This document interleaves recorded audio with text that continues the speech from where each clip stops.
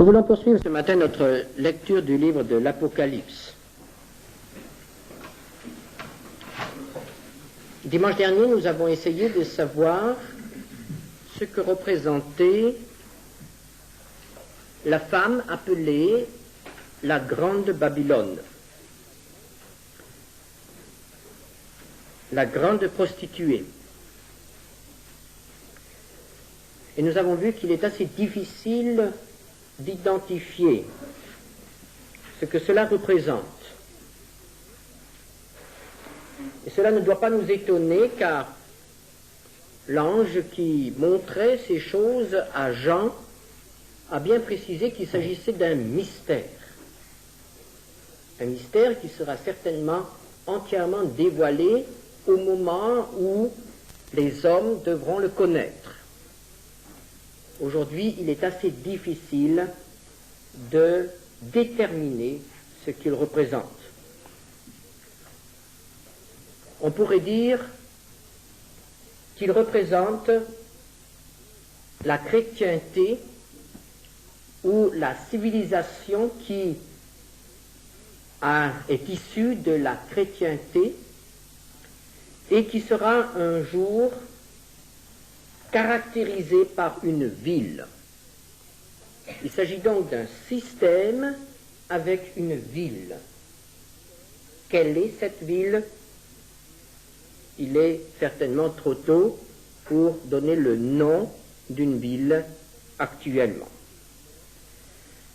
Nous avons vu que pendant un certain temps, cette ville, ce système, profiteront du règne de l'Antichrist, et l'Antichrist, de son côté, profitera du système. Il y aura collaboration entre la prostituée et la bête. Mais très rapidement, l'Antichrist et ses alliés se tourneront contre cette ville, contre ce système, et les détruiront. Et c'est ainsi que nous nous acheminons peu à peu vers le moment où la bête elle-même connaîtra sa fin, sa chute. Et c'est cette chute que nous voulons étudier ensemble ce matin. Apocalypse 19, versets 11 à 21. L'Antichrist, cet homme qui s'est vendu à Satan et qui est devenu son instrument pour établir le règne de Satan sur la terre, l'Antichrist verra sa folie de puissance, de grandeur, augmenter de jour en jour. L'Antichrist veut être le maître du monde. Il veut dominer les peuples, il veut dominer les armées du monde, il veut être le chef de tout système économique, il veut aussi être le chef spirituel de la race humaine. Il veut être adoré comme Dieu. Et c'est pourquoi nous ne sommes pas du tout étonnés de voir qu'il ne tolère aucun partage de son pouvoir et de sa puissance. C'est pourquoi, après avoir utilisé Babylone, il va la détruire. Après s'être allié à Israël, il va se tourner contre Israël. Et il se tournera contre tous ceux qui refuseront de le proclamer Dieu ou de reconnaître cette divinité qu'il veut imposer au monde. L'apôtre Paul écrit dans 2 Thessaloniciens 2, verset 4, l'adversaire qui s'élève au-dessus de tout ce qu'on appelle Dieu ou de ce qu'on adore, jusqu'à s'asseoir dans le temple de Dieu, se proclamant lui-même Dieu. Et il est tout à fait évident qu'un homme qui est ainsi assoiffé de pouvoir, d'un homme qui veut le pouvoir absolu dans tous les domaines, ne peut que préparer sa propre ruine. La Bible nous dit, l'orgueil précède la chute. Et ainsi cet homme qui s'élève de plus en plus haut et qui élimine tout ce qui peut être pour lui un rival, ne peut qu'aller toujours plus loin jusqu'au moment où il se détruit lui-même. Et cette destruction aura lieu au cours d'une bataille qui est connue sous le nom de bataille d'Armageddon. Les témoins de Jéhovah assurent une publicité extrêmement efficace à ce nom de Armageddon. Ils n'ont que cela à la bouche. Mais ce matin, nous allons essayer de voir ce qui se passera exactement ce jour-là. Souvenons-nous tout d'abord qu'à un certain moment, l'Antichrist, le faux prophète et le dragon, c'est-à-dire le diable, vont rassembler les nations. Apocalypse 16, versets 12 à 14.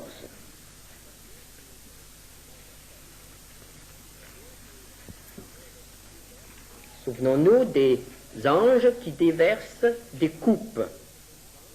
Et ce que nous lisons maintenant a lieu au moment où la 6e coupe est versée. Verset 12. Le 6e versa sa coupe sur le grand fleuve, l'Euphrate, et son eau tarit afin que le chemin des rois venant de l'Orient fût préparé. Et je vis sortir de la bouche du dragon et de la bouche de la bête et de la bouche du faux prophète 3 esprits impurs semblables à des grenouilles. Car ce sont des esprits de démons qui font des prodiges et qui vont vers les rois de toute la terre, afin de les rassembler pour le combat du grand jour du Dieu Tout-Puissant. L'Euphrate est ce grand fleuve qui formait dans l'Antiquité une barrière qui était considérée un peu comme infranchissable pour les armées. C'était une frontière, un peu ce qu'était autrefois le Rhin, qui était une frontière naturelle entre la France et tout ce qui était à l'est. Cette Euphrate, ce fleuve, va donc s'assécher. Nous ne savons pas pourquoi, nous ne savons pas comment, mais en tout cas, cette barrière va tomber. Cette barrière, cette frontière n'existera plus. Et cette barrière doit tomber pour laisser passer les rois venant de l'Orient, c'est-à-dire les chefs militaires de l'Asie. Et nous savons que l'Orient est en train d'amasser une puissance, de construire une puissance militaire qui peut devenir un jour extrêmement dangereuse pour la race humaine.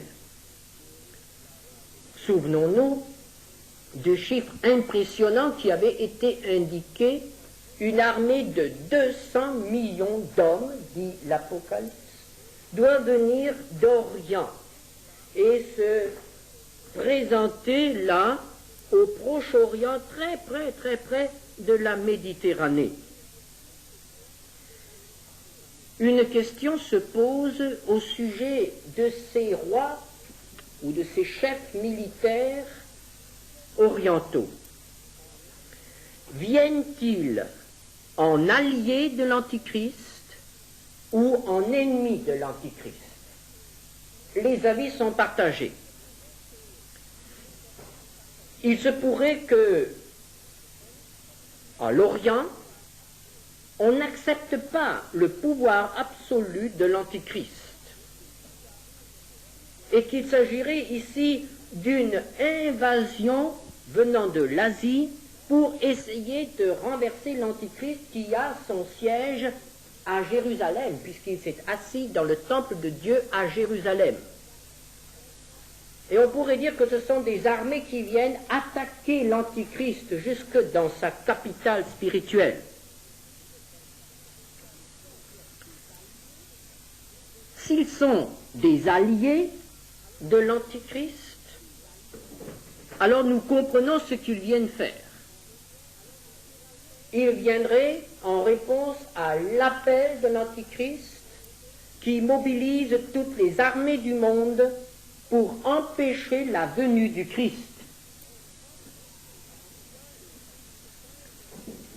En tout cas, le chapitre 16 nous montre qu'une intense activité démoniaque qui se présentera sous une activité psychologique, une propagande qui préparera les nations du monde à la guerre. Nous voyons ici que 3 esprits impurs sortent de la bête, du faux prophète et du dragon.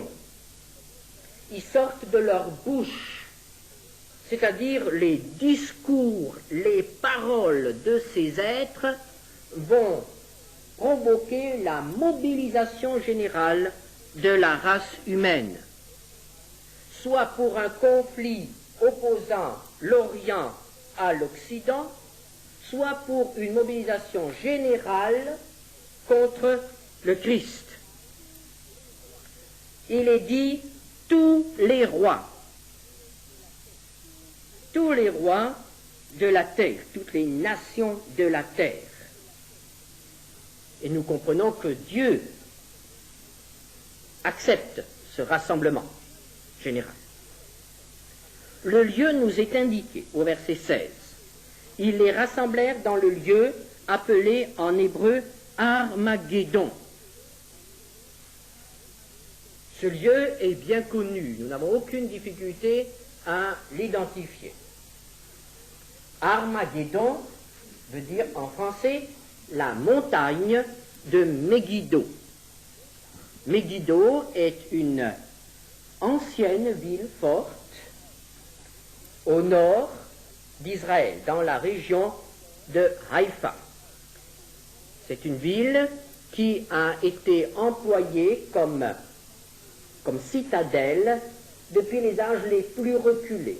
On a trouvé là des vestiges qui remontent à plusieurs siècles avant Abraham. Ce lieu a été de tout temps une citadelle, une forteresse militaire. Pour ceux d'entre vous qui ont assisté au cours de la semaine aux projections lumineuses de M. Palmer Adams, vous avez eu l'occasion de voir très rapidement cette citadelle de Megiddo et la plaine qui se trouve à ses pieds. C'est la plaine de Jizréel. Et les plus grands stratèges, si je me trompe, Napoléon lui-même, ont dit que c'est un lieu où peut se jouer le destin du monde. Salomon lui-même en avait fait une citadelle et avant lui d'autres. Et c'est dans cette plaine qui s'étend au pied de Megiddo qu'ont eu lieu de grandes batailles, des batailles qui ont été rapportées dans l'histoire profane, batailles entre les Égyptiens et des peuples du Nord, et dans la Bible nous savons que c'est à Megiddo que le roi Josias a trouvé la mort dans une bataille qui l'opposait aux Égyptiens. Ceci se trouve rapporté dans le 2e livre des rois, au chapitre 23, verset 29.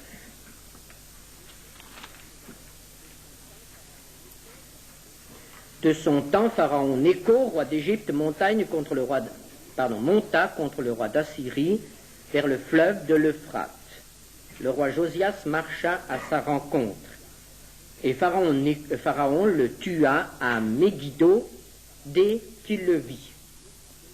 Josias était un roi qui était un homme de Dieu et sa mort a été un désastre pour le pays. Et cela est rapporté plusieurs siècles plus tard par Zacharie, qui se fait un écho de ce deuil qui a frappé le peuple. Et il écrit dans Zacharie 12, verset 11, « En ce jour-là, le deuil sera grand à Jérusalem, comme le deuil d'Adad-Rimon dans la vallée de Megiddo. » Et ce passage est un passage messianique qui se rapporte au jour où le Seigneur Jésus reviendra. Et nous avons de nouveau ces lieux qui sont cités, Megiddo et Jérusalem. Et ce sont les deux lieux qui vont être les grands lieux de bataille de la guerre finale. Pourquoi cela? Parce que le moment est venu, dans la suite des événements annoncés par l'Apocalypse, le moment est venu du retour de Jésus. Au verset 15 du chapitre 16 de l'Apocalypse, nous avons aussitôt un avertissement. « Voici, je viens comme un voleur, heureux celui qui veille et qui garde ses vêtements afin qu'il ne marche pas nu et qu'on ne voit pas sa honte. » Jésus vient, il a annoncé à plusieurs reprises qu'il allait revenir. Il allait revenir d'une manière tout à fait différente de la première venue. Lorsque le Fils de Dieu accepta de devenir homme, il naquit comme tout autre homme, sauf qu'il n'ait pas eu de père humain, évidemment. Il était d'abord un bébé, puis un enfant, puis un jeune homme, et enfin un adulte, et il est mort. À première vue, rien ne le distinguait des autres hommes, et il a mis 3 ans à convaincre un petit cercle d'amis qui n'était pas comme un homme comme les autres, mais qu'il était le Fils de Dieu, devenu homme, le Sauveur, le Messie promis par Dieu, par les prophètes. À première vue, on ne le distinguait pas des autres hommes, et on comprend pourquoi il y a eu à certains moments un flottement, une hésitation. Est-il le Messie ou ne l'est-il pas? Lorsqu'il reviendra, ces hésitations ne seront plus possibles. On ne pourra pas se tromper. En tout cas, ceux qui connaissent la Bible, qui la connaissent bien, qui l'acceptent telle qu'elle est, qui acceptent les textes tels qu'ils sont donnés, ne pourront pas se tromper. Il y aura, avant la venue du Messie, avant la venue du Seigneur, une foule d'hommes qui se feront passer pour le Christ. Ils diront, je suis le Christ, je suis Dieu sur terre, ou je suis le Sauveur, je suis le prophète. Et il y en a déjà aujourd'hui, un peu partout, il y a des hommes qui se font adorer comme Dieu. Et l'Antichrist dira, je suis celui que le monde attend. Et la masse le suivra. Mais Jésus nous a donné des indications tout à fait précises pour que ceux qui seront sur terre à ce moment-là et qui malgré tout connaîtront encore la Bible, ne puissent pas se tromper. Dans Matthieu 24, verset 27, Jésus a dit, « Alors il s'élèvera, verset 27, « Car comme l'éclair part de l'Orient et se montre jusqu'en Occident, ainsi sera l'avènement du Fils de l'homme. » L'éclair est visible. L'éclair se voit dans le ciel. Et c'est dans le ciel que les hommes verront le Fils de Dieu. Ils ne le verront pas d'abord sur terre, ils le verront dans le ciel. Et on le verra de l'Orient à l'Occident. On le verra partout. Au verset 30, « Alors le signe du Fils de l'homme paraîtra dans le ciel, toutes les tribus de la terre se lamenteront et elles verront le Fils de l'homme venant sur les nuées du ciel avec puissance et une grande gloire. Et voici comment Jean le voit et le décrit. Apocalypse 19, versets 11 à 16. Puis je vis le ciel ouvert. Vous voyez, tout correspond. Et voici parut un cheval blanc. Celui qui le montait s'appelle Fidèle et Véritable, et il juge et combat avec justice. Ses yeux étaient comme une flamme de feu, sur sa tête étaient plusieurs diadèmes, il avait un nom écrit que personne ne connaît si ce n'est lui-même. Et il était revêtu d'un vêtement teint de sang. Son nom est la parole de Dieu. Les armées qui sont dans le ciel le suivaient sur des chevaux blancs, revêtus d'un fin lin blanc pur. De sa bouche sortait une épée aiguë pour frapper les nations. Il les pètera avec une verge de fer, et il foulera la cuve du vin de l'ardente colère du Dieu Tout-Puissant. Il avait sur son vêtement et sur sa cuisse un nom écrit « Roi des rois et Seigneur des seigneurs ». Jésus reviendra d'une manière visible. Et il reviendra à un endroit précis, un endroit qui a été indiqué. Le prophète Zacharie nous dit quel est cet endroit. Zacharie 14, versets 1 à 5. Voici le jour de l'Éternel arrive, et tes dépouilles seront partagées au milieu de toi. Je rassemblerai toutes les nations pour qu'elles attaquent Jérusalem. La ville sera prise, les maisons seront pillées et les femmes violées. La moitié de la ville ira en captivité, mais le reste du peuple ne sera pas exterminé de la ville. L'Éternel paraîtra, et il combattra ces nations, comme il combat au jour de la bataille. Ses pieds se poseront en ce jour sur la montagne des Oliviers, qui est vis-à-vis de Jérusalem du côté de l'Orient. La montagne des Oliviers se fendra par le milieu à l'Orient et à l'Occident, et il se formera une très grande vallée. Une moitié de la montagne reculera vers le septentrion et une moitié vers le midi. Vous fuirez alors dans la vallée de mes montagnes, car la vallée des montagnes s'étendra jusqu'à Hatzel.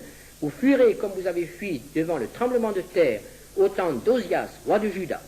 Et l'Éternel, mon Dieu, viendra et tous ses saints avec lui. Nous savons où se trouve cette montagne des Oliviers. C'est la montagne qui est juste en face de Jérusalem. Au flanc de cette montagne se trouve le jardin de Gethsémané. Et c'est du sommet de cette montagne que Jésus a quitté la terre le jour de l'Ascension. Il a quitté la terre à l'endroit même où il reviendra sur terre. Lorsqu'il a quitté la terre, il ne s'est rien passé d'exceptionnel. Seuls quelques-uns l'ont vu monter. Lorsqu'il reviendra, il se passera quelque chose d'exceptionnel. Et tous le verront. Rien ne pourra l'empêcher de revenir. Et je crois que cette mobilisation générale de toutes les armées du monde aura comme but d'empêcher Jésus de venir. Satan connaît la Bible. Et Satan sait que le règne de son serviteur sur terre ne peut durer que 7 ans. Lorsque cette période de 7 années arrivera vers la fin, Satan tentera le baroud de la dernière chance et essayera d'empêcher physiquement, matériellement, la venue de Jésus à l'endroit qui a été annoncé. Et nous retrouvons là les tentatives de Satan, la manière dont Satan a toujours agi. Jésus devait naître à Bethléem, il est né à Bethléem, Satan n'a pas pu l'empêcher de naître, mais il a fait massacrer tous les enfants de Bethléem. Jésus devait donner sa vie pour les hommes. Satan a essayé d'empêcher cela en créant des conditions tellement horribles qu'il espérait que Jésus allait reculer, allait se révolter contre la souffrance qui lui était imposée. Satan a essayé d'empêcher la résurrection. Satan a essayé d'empêcher les disciples de croire. Et maintenant, il va essayer d'empêcher Jésus de revenir. Et en quelque sorte, il va amasser les armées du monde entier à l'endroit même où Jésus doit revenir. C'est comme s'il voulait occuper la place pour que Jésus ne puisse pas revenir. Et les hommes se laisseront faire. Peut-être que Satan ne leur dira pas « nous allons lutter contre Jésus ».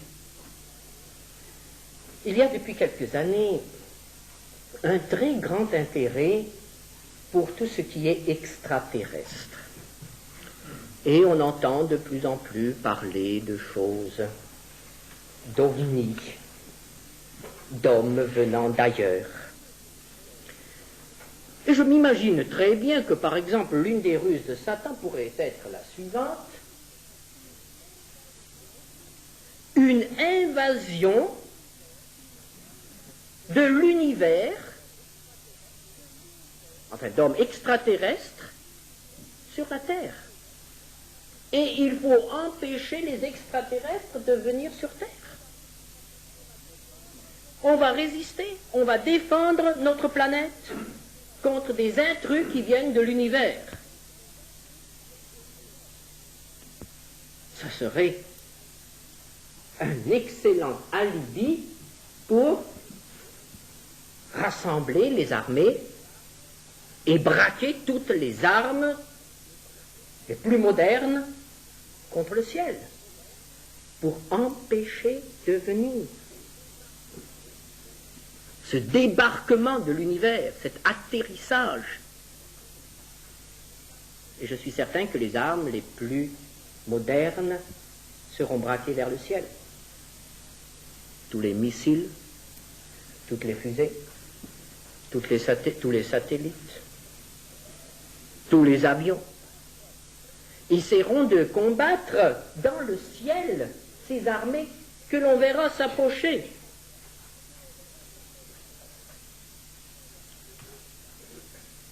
Des milliers de soldats seront là et, malgré cela, personne ne pourra empêcher Jésus et ses armées de poser le pied sur la terre. L'Antéchrist sera alors vaincu.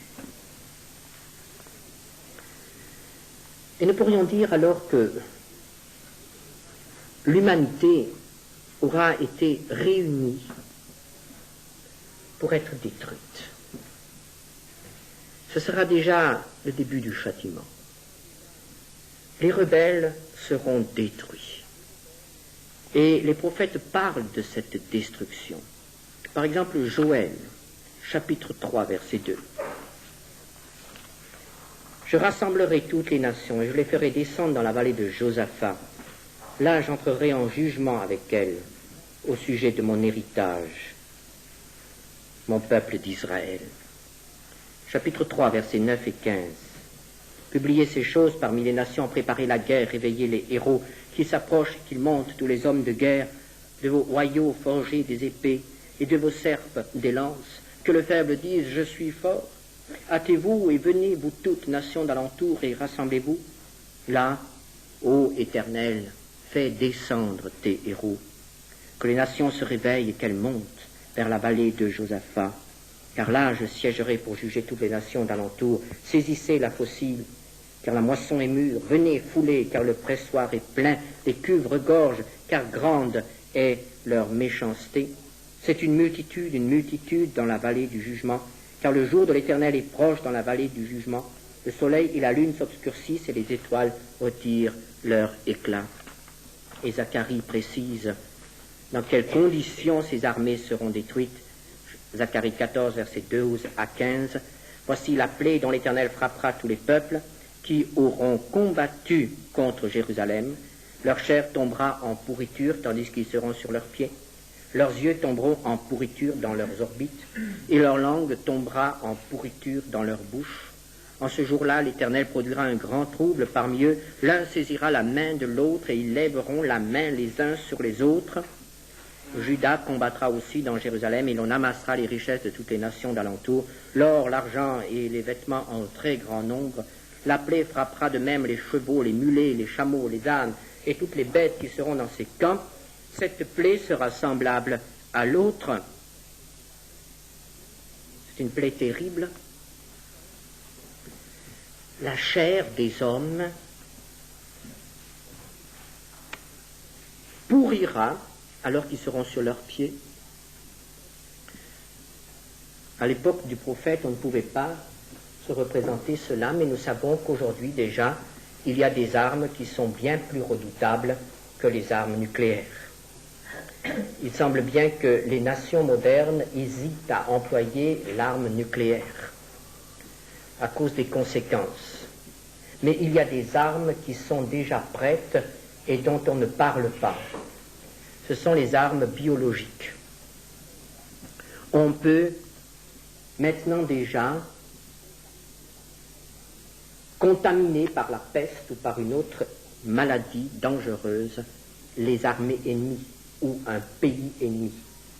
Les bombes biologiques existent déjà. Il existe aussi déjà des gaz qui sont beaucoup plus dangereux que ceux qui ont été utilisés au cours de la Première Guerre mondiale.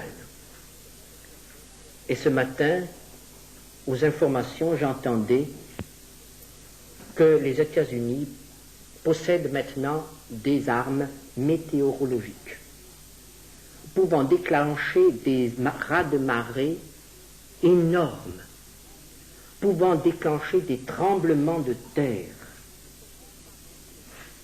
Nous ne sommes donc pas étonnés de lire dans la Bible qu'il y aura des raz-de-marée. Souvenons-nous de ce que Jésus disait lorsque il parle du bruit de la mer. Rappelons-nous de ce que Zacharie dit lorsqu'il affirme que lorsque Jésus posera ses pieds sur le mont des Oliviers, le mont des Oliviers se fendra en deux et il se creusera une vallée qui ira de la Méditerranée à la mer Morte. C'est bien ce que nous voyons ici dans le texte, la mer occidentale à la mer orientale. Tremblement de terre, raz de marée, bouleversement cosmique, épidémie, ce sont des choses qui peuvent être provoquées aujourd'hui par les hommes.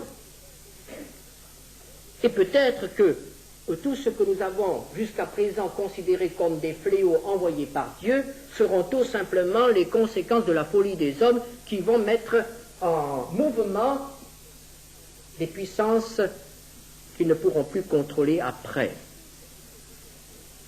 Tout ce qui est décrit dans l'Apocalypse peut déjà être réalisé par les hommes. Et j'ai été frappé ce matin en écoutant cette revue de presse internationale où maintenant on a largement dépassé toutes les discussions entre les deux superpuissances, les Russes et les Américains. On ne parle plus de l'arme nucléaire, mais on essaye de se mettre à l'abri des armes biologiques et des armes météorologiques. Et je pense que dans ces prochains mois, ces prochaines années, nous entendrons de plus en plus parler de ces choses. Nous pouvons donc nous représenter toutes les armées du monde avec toutes les armes disponibles, essayant d'empêcher Jésus de revenir. Quelle folie! Et ce sera la folie, le point culminant de la folie de notre race. Et aujourd'hui, on peut vraiment dire, il n'y a pas lieu d'être fier d'être des hommes. Peut-être qu'il y aura, je ne le souhaite pas, mais peut-être qu'il y aura de nos garçons dans ces armées qui seront là, autour de Jérusalem, dressant les poings contre le ciel, orientant leurs fusées contre le ciel pour empêcher de revenir ceux qui les auront quittés parce qu'ils auront été enlevés. Nous avons une énorme responsabilité, frères et sœurs. Nous devons avertir les jeunes. Et nous devons faire tout notre possible pour que nos enfants appartiennent au Seigneur. Nous devons reculer devant aucun sacrifice, car il est certain que actuellement déjà tout est en place pour que ces choses-là se réalisent.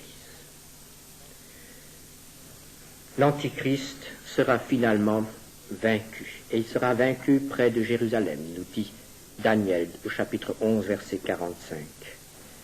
Et Jean nous dit, dans Jean 19, verset 20, « Et la bête fut prise, et avec elle le faux prophète qui avait fait devant elle les prodiges par lesquels il avait séduit ceux qui avaient pris la marque de la bête et adoré son image. Ils furent tous les deux jetés vivants dans l'étang ardent de feu et de soufre. »